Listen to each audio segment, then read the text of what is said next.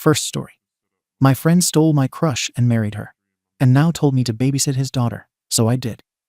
I grounded her, canceled her concert trip her parents paid for, and forced her to do all the chores as punishment to relieve 15 years of my pain.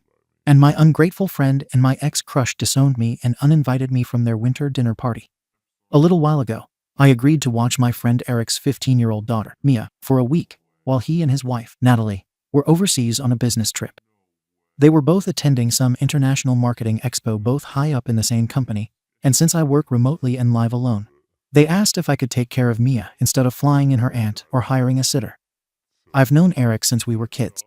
We went to the same high school, played on the same football team, and even went to the same college for a bit before life pulled us in different directions.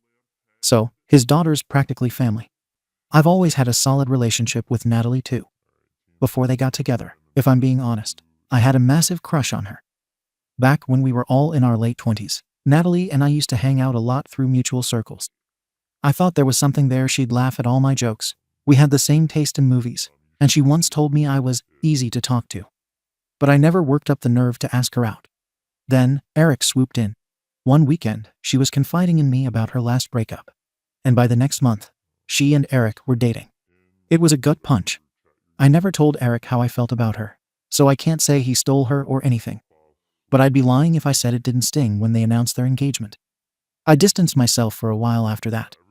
There was this weird bitterness I couldn't shake, not just about Natalie, but about the fact that Eric always seemed to land on his feet. Popular, successful, charismatic. Meanwhile, I'd gone through 2 failed relationships, was still renting, had no kids, and was mostly alone. Still, over time I got over it. Or at least I'd buried it deep enough to function. Eric's still my best friend, even if our friendship carries a little static under the surface. I've always been close with Mia too. She's a quiet, polite, respectful, and a little socially awkward, but I get along with her just fine. So, when they asked me to stay with her for a week, I said yes without hesitation. The first few days went smoothly. I picked her up from school, made dinner, and helped her with homework. She kept to herself mostly, spending time sketching or FaceTiming her friends. She was also super excited about this concert happening the following weekend.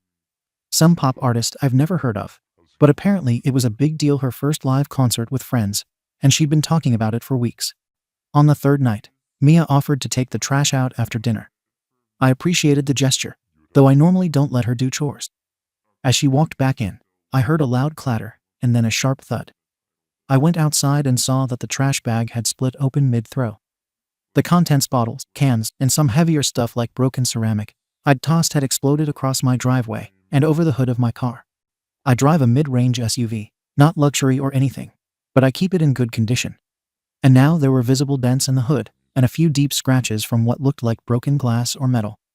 The trash must have hit with some force, maybe due to how she tripped. Mia was standing nearby, mortified, eyes wide, clearly shaken. She apologized immediately, nearly in tears. I didn't yell. I asked if she was okay. She was just a scraped knee. The next morning, I had a clearer look at the damage. There were definitely a couple of new dents and some chipped paint. Nothing life-ending, but enough to annoy the hell out of me. I took pictures for insurance just in case. I sat down and thought about what to do. I wasn't angry at her, not really. Accidents happen. But at the same time, I felt like it shouldn't go unacknowledged.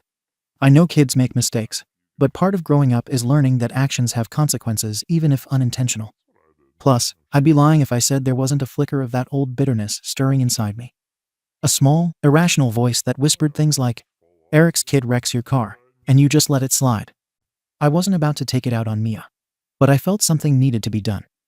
I knew she had that concert planned for the weekend. So I sat her down after school and told her calmly that I thought it would be fair for her to skip the concert and help me clean up the mess outside. I also asked her to help with some extra chores around the house for the next couple of days. She didn't argue. Mia's not the rebellious type, if anything. She shrank a little and just nodded. I explained that it wasn't a punishment in the cruel sense.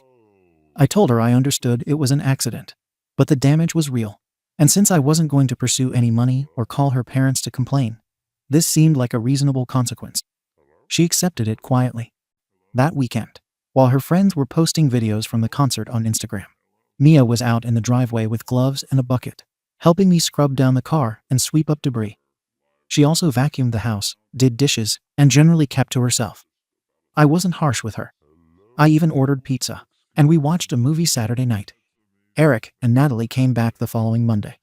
Mia gave them the usual welcome home routine, a polite hug, a quick chat, and then disappeared to her room. I gave them a basic recap of the week. No issues, no emergencies. I didn't bring up the trash incident or the concert. I figured it was handled. End of story. 3 days later, they showed up at my door. Not just a casual drop in either. Eric looked pissed. Natalie wasn't saying much, just standing behind him. They asked to come in. I said, sure. They didn't even sit down. Eric jumped straight to it. Apparently, Mia had told them everything. The trash, the car, the chores, and the canceled concert. He wanted to know why I thought it was appropriate to discipline his daughter without speaking to them first. I was caught off guard not because I didn't expect a reaction eventually, but because I didn't think this would be the reaction. I told him what happened. Walked him through the damage. Told him I didn't punish her in anger. Just asked her to help out and sit out the concert as a consequence. I made it clear she wasn't grounded in the parental sense. She made a mistake. She helped make it right. I didn't think I needed to call them over an accident I had already resolved without drama. He wasn't buying it. Said it wasn't my place to cancel events they paid for. That missing the concert was something they would have never used as a punishment. He accused me of using my standards on his child. Natalie finally spoke up then, saying I should have at least informed them instead of making a decision like that on my own. I told them I'd pay for the ticket. Hell, I even offered to pay double what they spent. I said I wasn't trying to parent Mia, just trying to handle a situation as her guardian that week. I added that she didn't even argue. She understood. She accepted it. It didn't feel excessive. Eric said it didn't matter if she accepted it.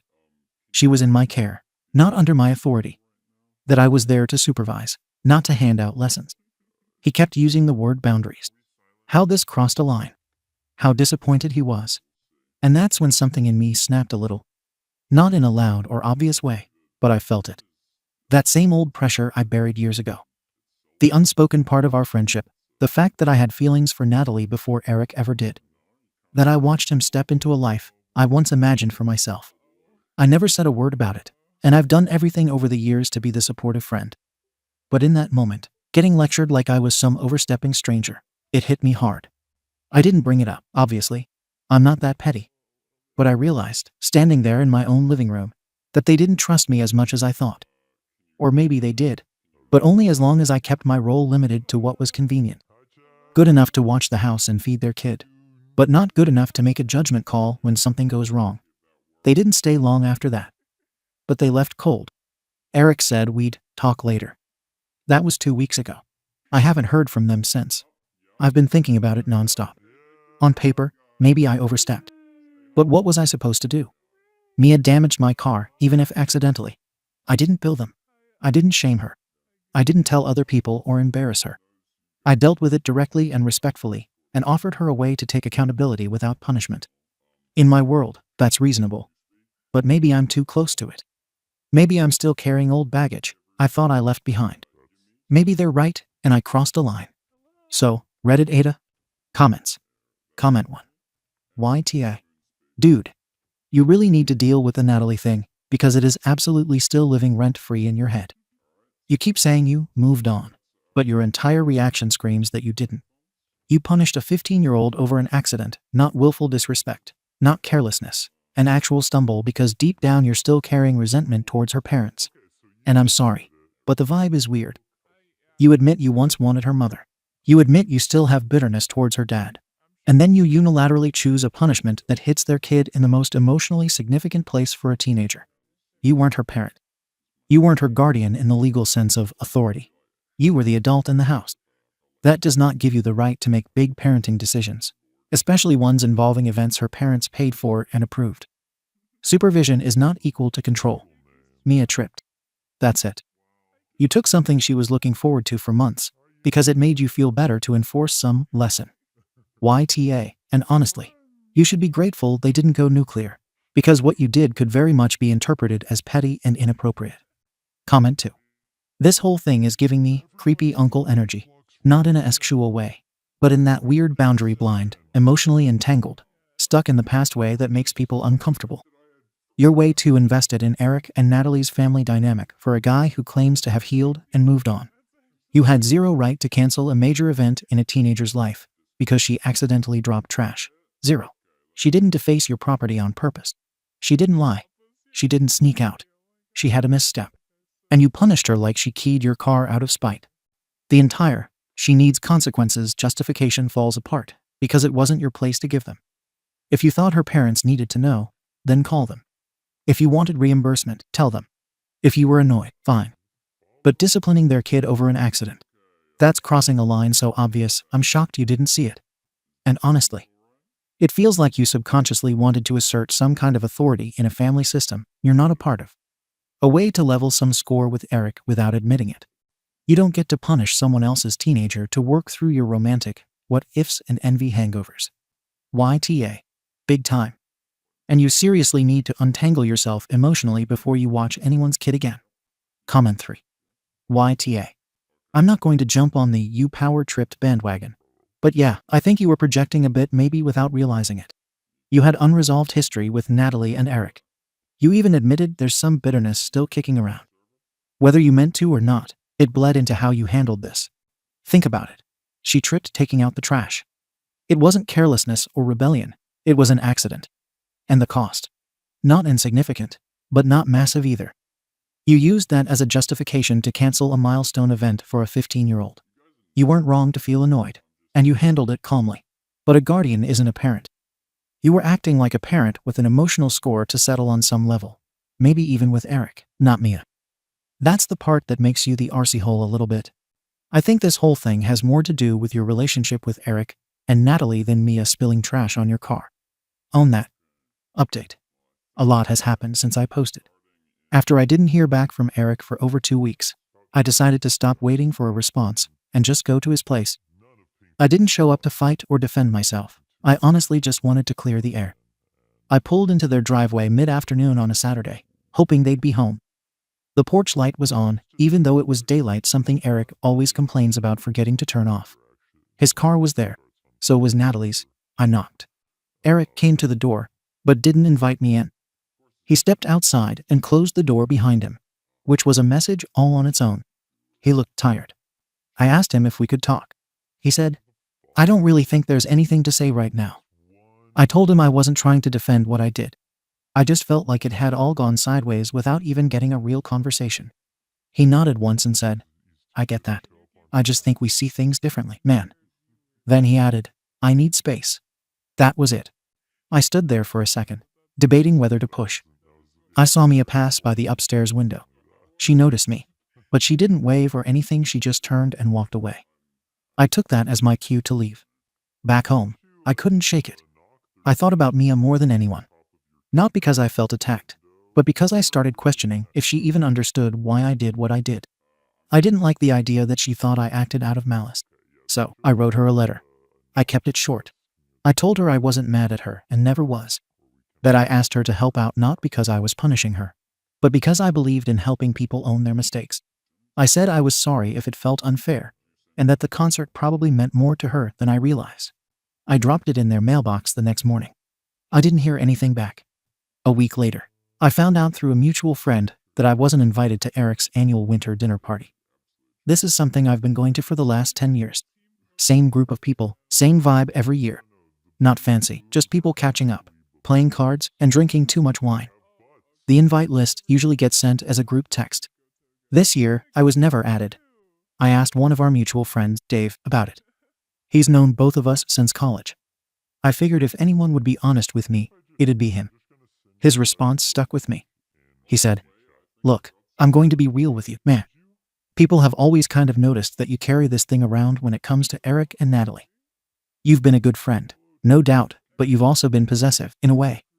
Not like controlling, just emotionally tethered, you know?" I asked if people saw me as someone who never got over Natalie. He said, "Not exactly. But there's always been this sense that you're orbiting their life instead of building your own." He wasn't cruel. He wasn't even judging me. But it felt like someone pulled a curtain back I didn't know existed. I left that call realizing I was probably a lot less subtle than I thought. The real gut punch came 2 days later when Natalie called. It wasn't a friendly call. She told me she found the letter I wrote to Mia, and that while she appreciated that I didn't lash out, she didn't want me contacting Mia directly. She said Mia was confused by it. Not scared. Not upset. I'm just confused why I felt the need to explain myself like that instead of just apologizing to them as her parents. Then she said, I don't think you realize how personal this feels to us. Not just to you. It didn't feel like you were helping her learn something. It felt like you were trying to remind us you had the power to say no.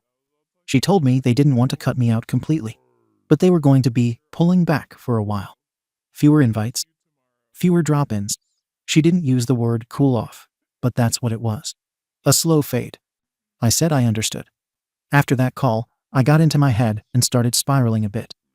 I felt resentful, guilty, and ashamed all at once. I couldn't sleep. I kept replaying everything from the night of the trash incident to the day I saw Eric on the porch. It all looked different when I walked through it again.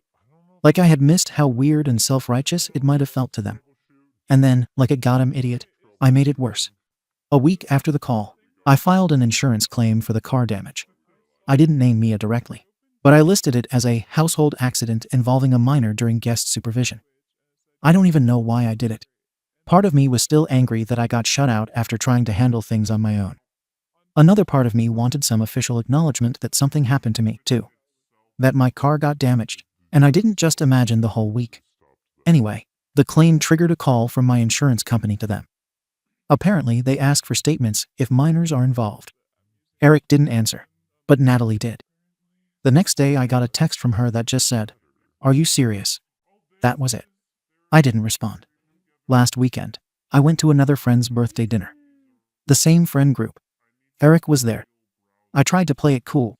I didn't bring up the issue directly, but when people started reminiscing about old college trips, I made a snide joke about how I used to be trustworthy enough to house sit and watch kids, but I guess things change.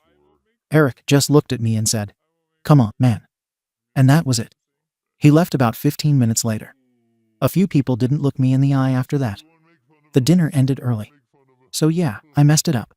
I let my own insecurities, old feelings, and quiet resentments build up for too long. I thought I was being rational and fair, when, in reality, I was still trying to prove something. To whom? I don't even know anymore. Them. Myself. I've started therapy. Finally. I've only been to 2 sessions, but already it's helped me admit something I've never said out loud. I wasn't just trying to teach Mia accountability. I was trying to reclaim some sense of significance in a life I was never actually part of. That's on me. Not sure where things go from here. But I'm starting to realize that the biggest damage might not have been to my car, it might have been to a friendship I didn't know how to maintain without feeling like I had something to prove. Comments. Comment 1. You really F at it, man. Man. I read the original post and thought, hey, this guy might have just overreacted. But this update, you absolutely torpedoed your own standing in that family. You doubled down in quiet, petty ways that didn't feel like you were trying to make amends, they felt like power plays. That insurance claim? Come on. That wasn't about the car, and you know it. That was a move born from bitterness, because they didn't grovel or validate you. And don't even get me started on dropping weird comments at a birthday dinner. That's not just sad, it's loud. Loud desperation. Loud needs to be seen as wronged when you weren't. I'm not going to dig into your thing with Natalie too deep, but you're clearly not over her. I don't even think you're fully aware of how much of your identity has been tied up in playing the good guy on the sidelines of their life, waiting for something to crumble. Therapy's the best decision you've made through this whole mess. Stick with it. Because the Mia stuff was the trigger, but you were sitting on a powder keg long before she tripped over that damn trash bag. Comment 2. You might think all this came from a place of discipline, but let's call it what it was. You got emotionally tangled in SHT that had nothing to do with you anymore, and then pulled a kid into the fallout. That's what's got everyone weirded out. Not the trash incident. Not even the canceled concert. It's the pattern. You're 42, and you're still hovering around your best friend's wife and kid like you're the third branch of their family tree. And when they tried to create space, you mailed their teenager a damn letter. A letter. That's not sweet. That's uncomfortable. Then the insurance stunt. That was a passive-aggressive nuke. And the birthday dinner meltdown. That's when it became clear this was never about Mia. It was about you needing to be the center of the story. Honestly, I'd be surprised if they don't go full no contact soon. And at that point, you won't be the guy who made one mistake. You'll be the guy who couldn't take the hint and kept pushing. It's good you're in therapy. But let this be the rock bottom moment. You stop making yourself the emotional victim of a life that never owed you anything. Comment 3. You didn't punish Mia. You punished her proximity to Eric and Natalie. You punished a 15-year-old for being a living reminder of a family you never got to have. I don't say that with malice, I say that because I've been the person stuck in limbo with friends who moved on while I didn't. It's hard to accept that people you care about have lives that function perfectly without you. But the mistake you made was thinking your role in their world came with the emotional perks of permanence. They asked you to watch their kid. They didn't ask you to step into their shoes. And I don't even think they're mad about the car or the concert. I think they're freaked out because it all revealed something they hadn't realized, that you never really let go. And the moment they saw it, they knew they had to back off. This is a line people cross when they don't realize they're still stuck in the what could have been. The good news is you're finally facing that. Stay in therapy. Don't chase their forgiveness. Chase your own clarity. Update. I've been told to move on so many times now by people in real life and strangers on here that I started saying it to myself in the mirror like a mantra. And yet, somehow, I still ended up here worse off, lonelier, and finally seeing myself the way other people must have seen me all along. I want to say this post is a warning. Or maybe just a confession. I'm not a creep. I know how that last update probably read, especially with the letter and everything else. But I never saw Mia as anything other than a kid I cared about almost like my own. She used to look up to me, back when things were better. She'd sit quietly next to me on the couch when we watched movies. She once gave me a birthday card with a sketch she made. I still have it. So yeah, maybe I cared too much. Maybe that blurred something for other people watching. But I wasn't grooming her, or being weird, or trying to act like her dad. I just felt like I could be the adult in her life who wasn't full of SHT. Eric's a decent guy. I'll give him that. But he's soft where it matters. He lets Mia get away with way too much because he's terrified of making her upset. Natalie too. They coddle the hell out of her. She talks to adults like they're beneath her, because no one's ever corrected her. That concert meant everything to her, not because she earned it, but because she expected it. I wanted to give her something that wasn't just a free pass. Some accountability. But that wasn't my place, so I've been told 100 times since. A few weeks ago, I ran into her. Mia. It was at a local coffee place. I was already there, sitting in the back, when she walked in with two girls her age. She spotted me, paused for half a second, then turned around and walked out without ordering. I didn't follow. I didn't say anything. But it hit me harder than I expected. That she couldn't even look at me. That I'd gone from someone she once trusted to someone she clearly wanted nothing to do with. It didn't end there. The group chat with mutual friends went dead shortly after that. I didn't notice at first. I'm not glued to my phone like most people. But then I realized I hadn't been invited to Pete's housewarming, which I always am. I texted him. He gave me some excuse about it being small this year, but I already knew. Natalie and Eric were there, probably, and nobody wanted the tension. I guess I became the variable no one wanted to account for. The worst was when I tried to start dating again. I hadn't been on a real date in years. I matched with a woman online. We went out twice. She was kind, smart. But on the third date, we got on the subject of old relationships, and I mentioned I had a falling out with a friend over parenting stuff. She asked if it was recent. I said yes. She asked what happened, and I gave her a soft version of the story. Her whole mood shifted after that. I got a polite text 2 days later. I don't think we're looking for the same things. I got the message. My therapist, who started off warm and patient, has gotten sharper with me too. Last session, she basically said I'm addicted to stories where I'm the guy who almost had the life. That I keep telling myself I was close to having what I wanted so I don't have to accept that I never actually earned it. She said I used Mia's accident to wedge myself back into a family dynamic that didn't belong to me. That I punished a kid for a 20-year-old regret. She wasn't wrong. A few nights ago, I got drunk. Badly. Whiskey and old music and too much time alone. I sat there thinking about how Natalie never even gave me a real chance. I was there, years before Eric even noticed her. She laughed at my jokes. She sat next to me at game nights. But I never said anything, and she never waited. She picked Eric. In that state, I opened up my phone and wrote her a long, pathetic message. I told her I was sorry for everything. And then I wrote the part I regret the most. I called her a BTCH. I said she made the wrong choice. That Eric didn't deserve her. That I would have raised Mia better than he ever could. I don't even remember writing half of it, but I saw it the next morning. I never hit send. Thank God I didn't, because later that day, Eric showed up at my door. He looked wrecked. Not angry, ready to be angry. Like he wanted a reason. I opened the door, and he just stood there, breathing heavily, like he'd been holding something in for days. He asked if I'd sent Natalie a message. I said no.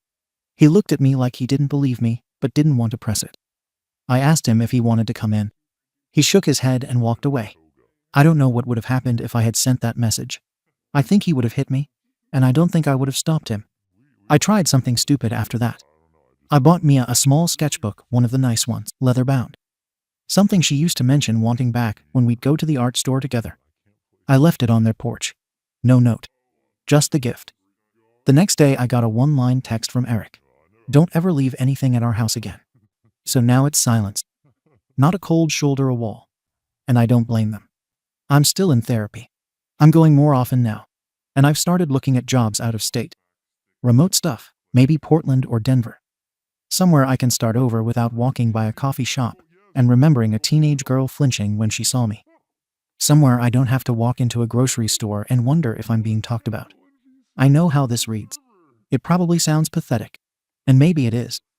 But I've lost too many people pretending I wasn't broken. I lost Natalie before I even tried. I lost Eric by trying too late. I lost Mia by pretending I was someone safe to trust. All I've got left now is a therapist and a half-packed apartment. And maybe that's what I deserve. Comments. Comment 1. I'm a parent. If a friend of mine talked about my kid the way you talk about Mia, acting like you're the superior parent, claiming you'd raise her better, talking about her being entitled when she literally tripped taking out trash, I'd cut you out so fast your head would spin. And your whole "I'm not a creep" speech? Yeah, nobody said you were grooming her. What people are saying is you're unstable and obsessed with a family that never belonged to you. That's its own category of uncomfortable. The fact that you think a teenager avoiding you in a coffee shop is some tragic Shakespearean moment is insane. She avoided you because she's a kid, and you made things weird. That's it. And that drunken rant about Natalie. Dude, you're 42 and throwing tantrums because a woman didn't choose you 20 years ago. Calling her a BTCH for not reading your mind back then. Jesus. You said Eric didn't deserve her. You said you could raise Mia better. You left gifts after they told you not to contact her. That's not love, regret, or heartbreak. That's obsession with a life you fabricated. People aren't phasing you out because you're sad. They're doing it because you're unstable. Comment 2. Holy hell, man. This update is the biggest. I am the main character of everyone's life meltdown I've read in a long time. The arrogance you've wrapped in sadness is wild.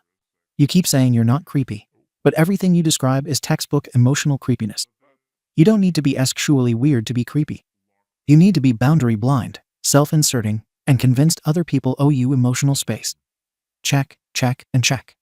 I treated her like my own. She's not your own. She never was. And you only started using that line once the situation fell apart, like slapping a moral sticker on a pile of delusion. And bro, the gift. A fancy sketchbook on their porch after her parents told you to back off. That's not sweet. That's exactly the kind of SHT kids tell their friends about in a whisper. You're not tragic. You're not misunderstood. You're a grown man who kept inserting himself into a family that didn't need or want you in that role. Get out of their orbit. For real. Stop following them on social media. Stop going to their haunts. Stop trying to prove you're not the bad guy. Focus on your therapist, your move, your job, anything that isn't that family. Because right now, you're the only one keeping this story alive. They've moved on. You haven't. Comment 3. You've spent 2 decades cosplaying as the silent, noble best friend who just loved too quietly. And didn't notice you were becoming the bitter extra everyone avoids at reunions. Natalie didn't betray you. She didn't lead you on. She just dated and married your friend like adults do. You didn't lose her. You never even asked. You sat on your feelings and then got mad that she didn't read your mind. That's not romantic, it's cowardly. And then when their kid tripped on a trash bag, you finally saw your moment to prove something.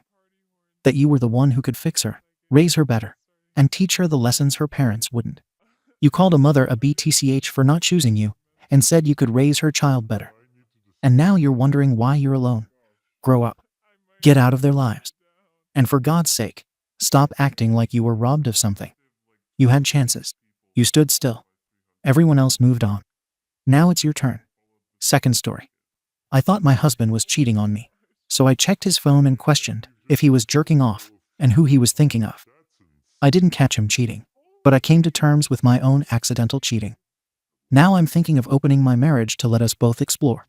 My 42F husband 42M is gone for the weekend chaperoning our kids on a scout outing. And I just can't focus right now. I have a gut feeling telling me that he is having an affair with another parent 43F in the troop. 2 of our kids 14M, 12F are in. We've been married for 15 years, together for 17 years, and have 3 kids 14M, 12F, 8M. In that time, I've never had any feeling that he wasn't faithful until this week due to a comment from another parent at this month's parent meeting. I don't remember exactly how she said it, but the gist of it was that if she didn't know better, she'd think my husband and this other parent really were married. This isn't the first time those comments have been made, but it never bothered me when my husband told me about those comments in the past. But those comments were never said in front of me, and it triggered doubt that I just can't overcome and made me question my trust in my husband.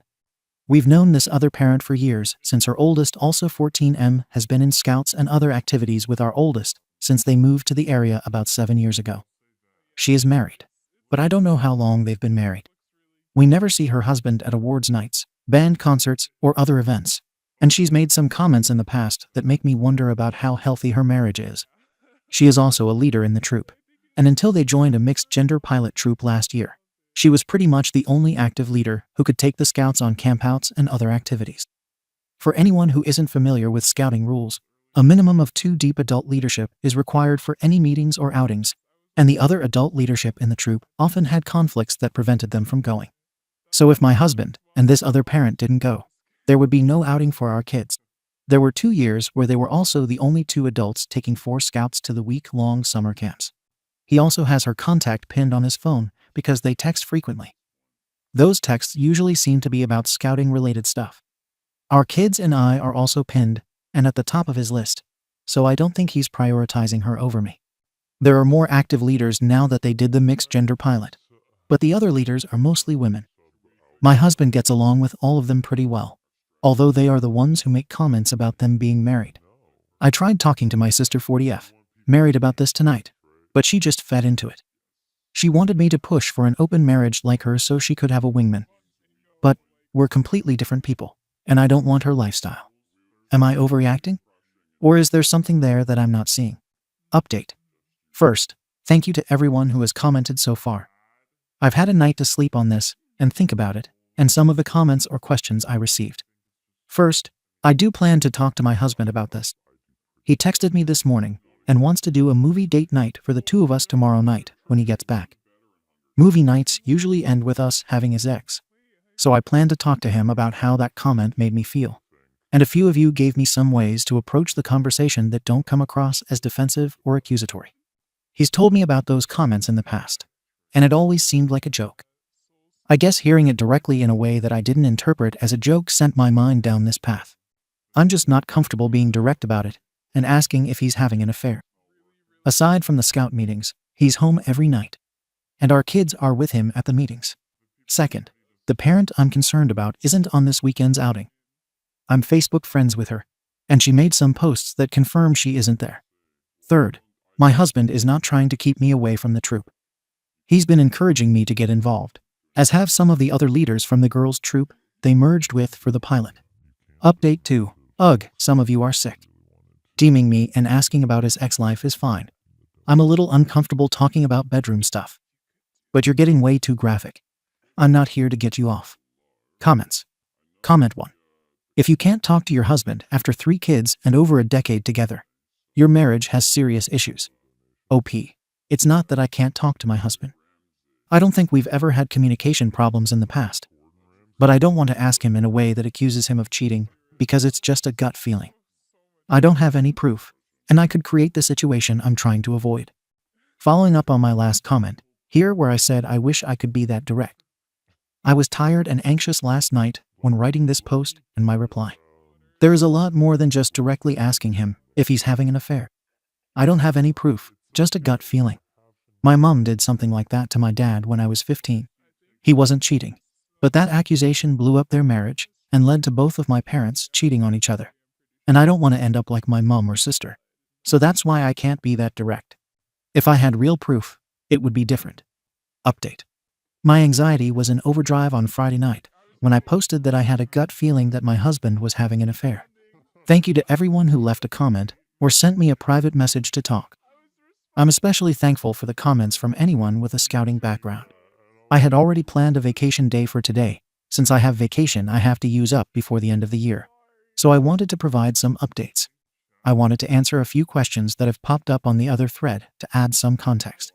A few people asked why I wasn't involved in scouting, and if there were things going on in my personal life that made me feel this way. I was more involved in scouting when my oldest was a Cub Scout with my husband. But as my oldest crossed over into Boy Scouts, the time commitment increased.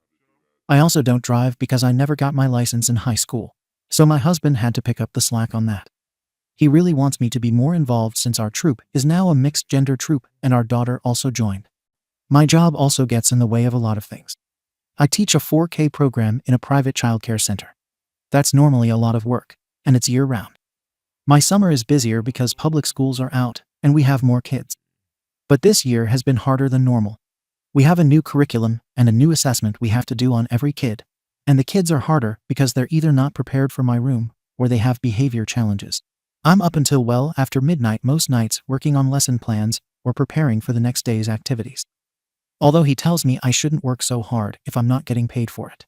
My husband is mostly supportive of my job and will run errands for me and bring me coffee or lunch when I need it. Our local library will ask him questions about the books I put on hold for my classroom because he usually picks them up. Some of you DM me to ask about intimacy. I feel like my needs are being fulfilled. I wasn't sure what his needs are since his SX drive has gone up over the last few years. He had some health issues and was put on high blood pressure medication about 5 years ago. And he worked hard to get off of it within a year. He lost weight and works out more. After reading through a few other posts on here, I know this will come up. He does not go to a gym. He works out on our treadmill and with some dumbbells in our basement. But he has never complained to me about intimacy. He knows about some things in my past and doesn't push. I'm sure he wants it more, but I'm not spontaneous, and it's hard to find time when you have 3 kids and a job that takes all your time. That said, I am quite pleased with our SX life. My husband was on a weekend scout outing with 2 of our oldest kids when I made that post, and he didn't get back until later yesterday afternoon. I had a chance to talk to him and the troop's scoutmaster yesterday. The scoutmaster called me yesterday afternoon because she had a question about the shirt sizes my kids needed for the new activity shirt they're ordering, and my husband was out of cell service at that time. During that conversation, I mentioned that the married couple comment that was made at the last parent meeting made me uncomfortable. She understood and said she has been trying to stop that. I asked her some questions about my husband and this other parent, and she said that they're more like brother and sister than a married couple. She says they joke around, but she hasn't seen anything that looks like flirting between them. They will sit next to each other at meals when the adults eat together, but she doesn't see anything that makes her think anything is going on. I talked with my husband last night. I approached the conversation by raising my concern about the married couple's comments. He understood and said that he didn't like them either. He knows that I can have some anxiety issues. I asked if I could look through his phone. He allowed me to. I looked at their text history, and I didn't see anything that would concern me.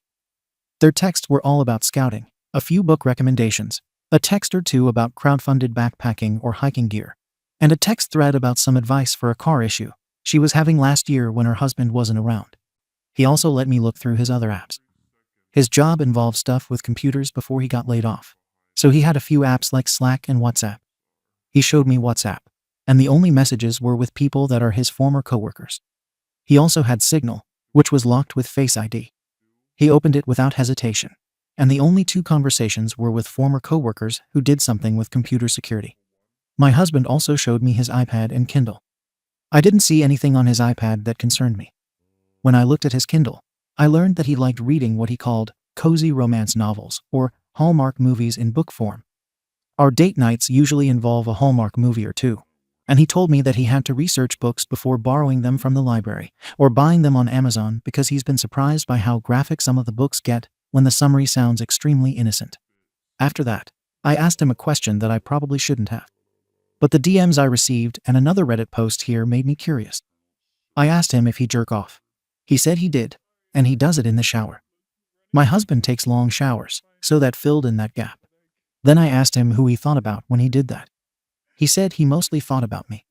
Sometimes he thought about 2 musicians actresses. It feels weird to actually post their names in a thread, so I won't say their names. But one was a late 90s pop star who is now an actress and voiced a Disney princess, and the other is a violinist. After a few moments of silence, he also admitted that he had a fantasy about that other parent and had thought of her in the shower. I wasn't thinking when I asked my next question. It just kind of came out. I asked if he was attracted to her. There were a few more moments of awkward silence before he said he was. But he also said he recognized that attraction and set some hard boundaries for himself. He says he has kept his texts to scouting-related/adjacent topics and books, except for the one where he gave her car advice. That was just a text. And he never went over there to help her because he was with me that entire day. Doesn't get into situations where he is alone with her, and just treats her like a friend. The only time he has been to her house is when he was picking her son up for scouting events, and he sat in the car in the driveway while our kids went to the door. He does not meet with her outside of scouting, and when we see them at school band concerts or other school events, we rarely talk with her. He also said that he is more attracted to me than anyone else, and that he has made a conscious choice to not act on any feelings besides the feelings he has for me. Since I had asked him about other people, he also asked me if I had been attracted to anyone. I admitted that I think I am attracted to the parent of one of the kids I teach. He knows that I only speak to these parents for, 5 minutes a day in the chaos of drop-off and pickup, and that I don't connect with parents on social media until after their kids are out of my class. He didn't try to make me feel bad about it, and he said he only asked because I had asked that question of him. So that is where we are at. I think I'm feeling insecure about myself because this other parent looks like I used to before I had kids. She's skinny. She runs marathons and backpacks and shares some interests with my husband. But he's enthusiastic about spending time with me and meeting all of my needs. And he's home every night with me and has always had location sharing turned on for me, so I can always see his location. Update. I should clarify something here. When I asked the Scoutmaster about my husband and this other parent, it was about how those married couple comments got started. She filled in the details about how they interact. But I never told the Scoutmaster that I suspected him of cheating. Just that the comments that a third parent made were making me uncomfortable. I told my husband that I had that conversation about those comments with the Scoutmaster. Update 2. I know the not driving thing is hard, and it's not fair to my family. Can we please move on from that? Comments. Comment 1. Gonna be honest. It doesn't sound like he's cheating. It sounds like you both are honest with each other and have decent communication. An unfortunate byproduct of honesty and direct questions and good communication is that sometimes you might hear an answer that makes you feel a certain way. That's what happened here. We're married, not blind. We see other attractive people. It's going to happen. I know my husband finds some celebrities attractive because I've asked. This is fine. He's probably never going to encounter them, and even if he did, I trust him. He's not a cheater. I wouldn't want to know, however, if he found one of our mutual acquaintances attractive. I'm not stupid. Some of them are. But I don't want to hear him say it, so I don't ask.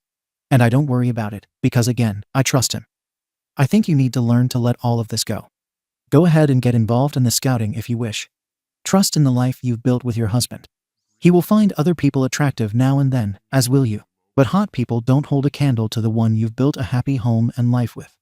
Comment 2.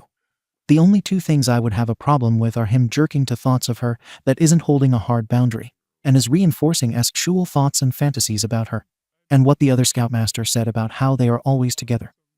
Creating healthy boundaries isn't always sitting next to her for meals when there are other adults around, or having a close relationship where others would even joke about being a married couple. Both of those two things together are the problem. If he wasn't attracted to her and didn't masturbate to thoughts of her, then I wouldn't have a problem with what the other Scoutmaster said. He needs to create greater distance between them. When he asked if you find anyone attractive, and you admitted to being attracted to a parent of one of your students, it wasn't a fair comparison. He needs to imagine it's a work colleague that you were with and only ate lunch with and still texted, even if innocently, one you fantasized about sexually and jerked to. No, I don't think he's cheating, but this is a gray area that he needs to be careful with. There is a book called Not Just Friends by Shirley Glass that talks about emotional infidelity that you both should read. He's still creating a closeness with her, and then reinforcing those feelings by thinking of her sexually.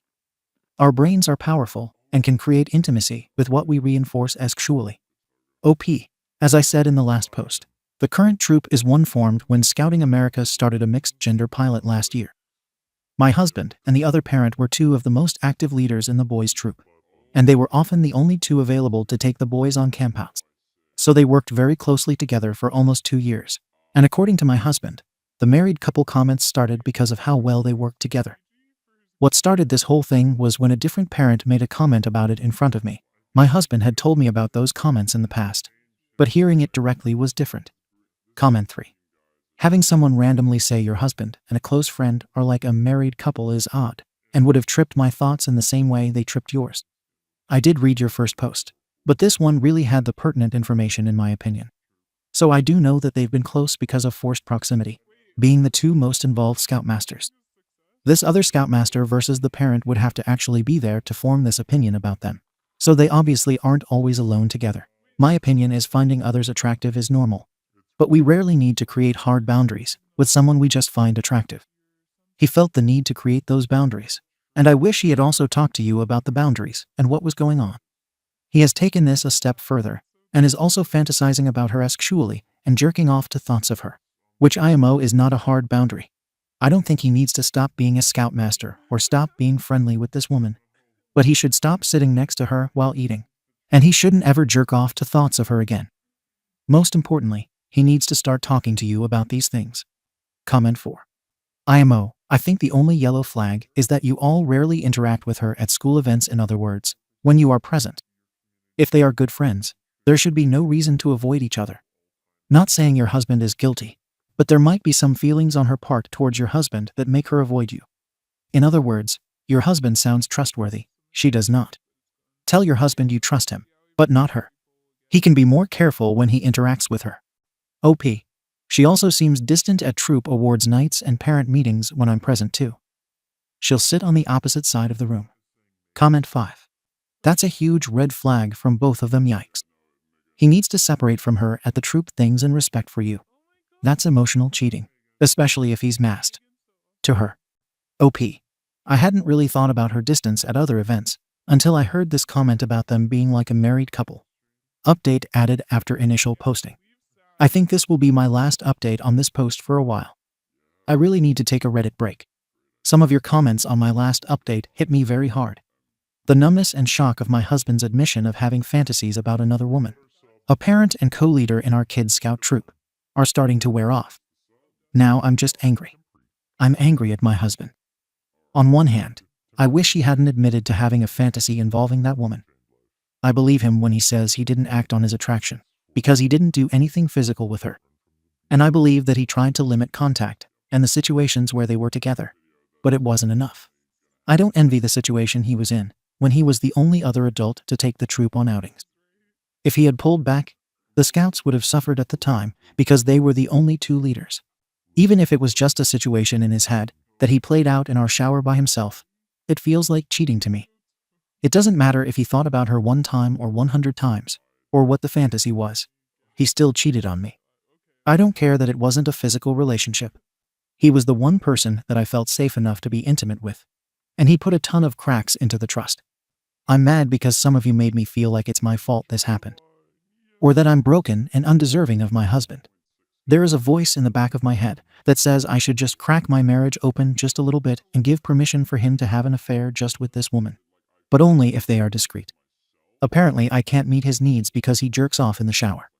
I'm pissed that the thought is even there, taunting me in my sister's voice. But most of all, I'm mad at myself. Mad for not seeing the signs that stronger boundaries were needed, or for getting involved sooner. I'm mad that my anxiety has pushed me into repeating the mistakes that my parents made. I'm mad that, in my vulnerability, I almost started my own emotional affair.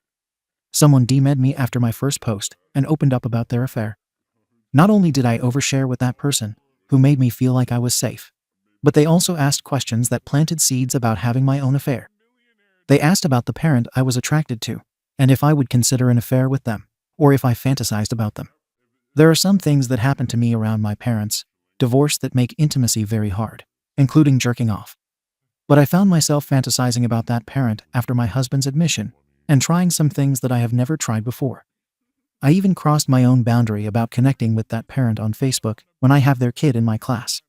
I'm mad about my vulnerability, and that I may have started to make the same mistakes as my husband.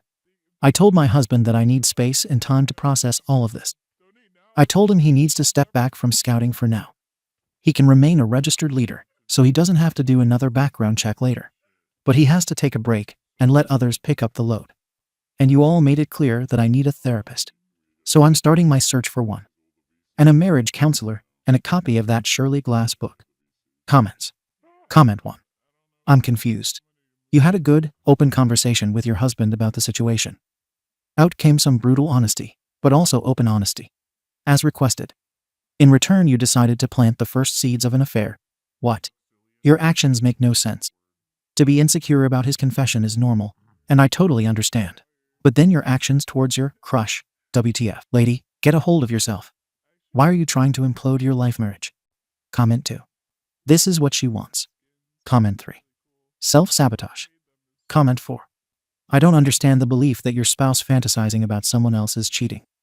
As a woman, this just seems like normal behavior for anyone. The expectations may be too high. OP, I responded positively to your last post, and you replied back, thanking me. I think you have taken a wrong turn here. This is one of those things where you can get way off the rails, ruin a lovely marriage and family, and then late in life look back and realize how minimal it was. Zoom out. If he died tomorrow, what do you think your perspective would be on this? Thank you for watching the video. If you are interested in listening to these kinds of stories, we've got more in store for you. Simply subscribe to our channel, hit the like button, and share it with your friends.